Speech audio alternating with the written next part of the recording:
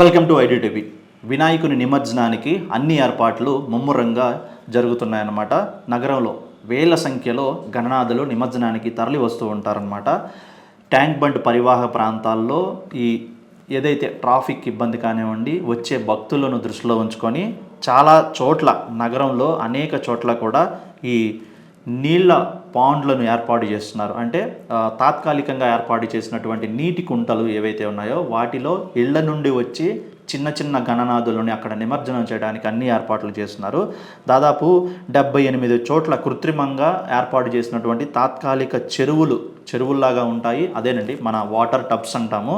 GHMC అధికారులు వీటిని ఏర్పాటు చేసే పనిలో నిమగ్నమై ఉన్నారు. నగరంలో దాదాపు 78 చోట్ల ఈ తాత్కాలిక చెరువులు ఏర్పాటు చేస్తున్నారు. 29 చోట్ల టోటల్ చిన్న చిన్న పాండ్స్, వాటర్ పాండ్స్, అలాగే వాటర్ టబ్స్ అంటాం మనం. అర్థమయ్యేలా చెప్పాలి అంటే కనుక ఒక ప్లాస్టిక్ కవర్తో ఏర్పాటు చేసినటువంటి వాటర్ టవర్స్ అన్నమాట. మనం అవి చెరువుల్లాగానే ఉంటాయి. వాటిలోనే వదిలేస్తే ఆ మట్టి విగ్రహాలు అందులో నానిపోతాయి. తర్వాత ఆ మట్టిని అన్నిటిని తీసుకెళ్ళి పొలాలకు, అలాగే పొలాల గట్ల వద్ద కూడా ఉపయోగించనున్నారు.